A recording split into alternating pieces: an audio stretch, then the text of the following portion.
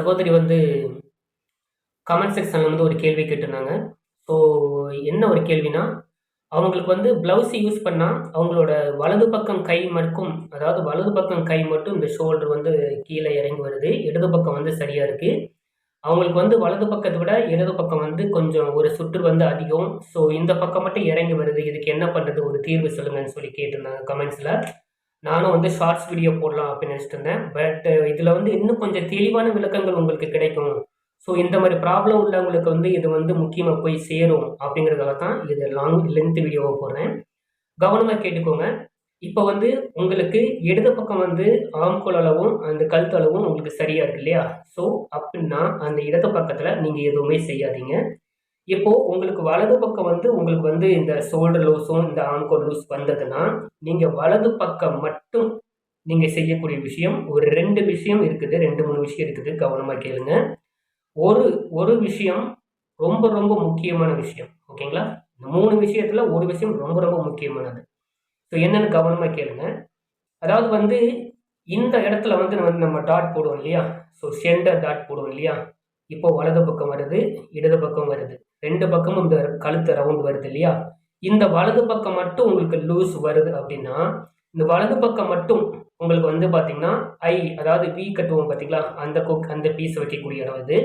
So அதில வந்து இந்த சென்டர் டாட்ல இருந்து இங்க மேல கழுத்து பக்கம், சென்டர் டாட்ல இருந்து இங்க கழுத்து வர இடத்துல ஒரு 1/4 இன்ச்சுக்கு கரெக்ஷன் அதாவது வெட்டி விட்டுக்கோங்க.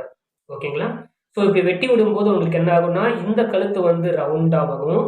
இந்த கழுத்து வந்து வி மாரி வந்துரும். ஸோ இந்த பக்கம் வெட்டி விட்டனால வந்து இந்த மாரி வந்துரும். ஸோ நீங்க ப்ளவுஸ் யூஸ் பண்ணீங்கன்னா.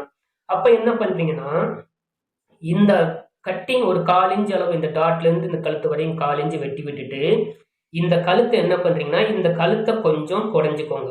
இந்த பக்கம் உள்ள கழுத்த வந்து கொஞ்சம் லைட்டா ஒரு எந்த அளவுக்கு நீங்க வந்து இங்க வெட்டி விடுறீங்களோ, அதே அளவுக்கு இங்க வந்து ரவுண்டா வந்து குடைஞ்சு விட்டுக்கோங்க.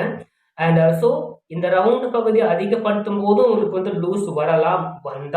மேபி வந்தால் நீங்க செய்ய வேண்டியது அடுத்த ஒரு விஷயம் என்னன்னா, இந்த ஷோல்டர்ல வந்து நீங்க பிடிப்பீங்க இல்லையா?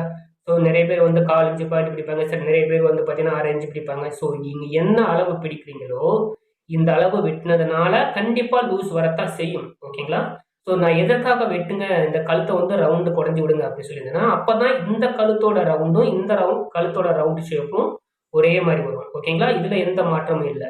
ஸோ அப்படிங்கும்போது கொஞ்சம் லூஸ் வரும்போது, இந்த ஷோல்டர் பாயிண்ட்ல இங்க கை ஆம்கோல் சைடுல பிடிக்கிறத விட, இந்த இடத்துல இங்க ஷோல்டர் ஜாயிண்ட் பகுதியில இந்த இடத்துல ஒரு ஒரு 2 நூல் அளவுக்கு கொஞ்சம் சேர்த்து பிடிச்சுக்கோங்க. அதாவது வந்து கொஞ்சம் கிராஸா பிடிச்சுக்கோங்க. ஸோ இந்த ப்ராப்ளம் இந்த 2 விஷயமும் நீங்க செஞ்சதுக்கப்புறம், 3வது செய்யக்கூடிய ஒரு முக்கியமான விஷயம் நான் சொல்லியிருந்தேன் இல்லையா? அது என்னன்னா, நீங்க வைக்கக்கூடிய எம்மிங் பீஸ் வந்து கிராஸ் பீஸ் வந்து வெட்டி ஜாயின் பண்ணுவீங்க இல்லையா? அந்த ஜாயின் பண்ற பீஸ நீங்க என்ன பண்றீங்கன்னா, தைக்கிறதுக்கு முன்னாடி ப்ளவுஸ்ல வந்து வச்சு தைக்கிறதுக்கு முன்னாடி, அந்த எம்மிங் பீஸ வந்து நல்லா இழுத்து விட்டுக்கணும். இப்ப இதுதான் வந்து அந்த எம்மிங் பீஸ்னா, இத வந்து தைக்கிறதுக்கு முன்னாடியே நல்லா இழுத்து விட்டுக்கணும்.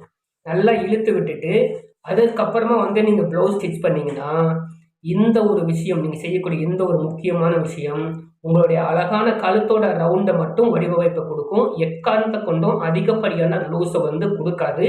உங்களுக்கு இப்படி நீங்க நான் சொன்ன விஷயத்த அப்படியே ஃபாலோ பண்ணீங்கன்னா, உங்களுக்கு ரவுண்டு ஒண்ணு போல இருக்கும்.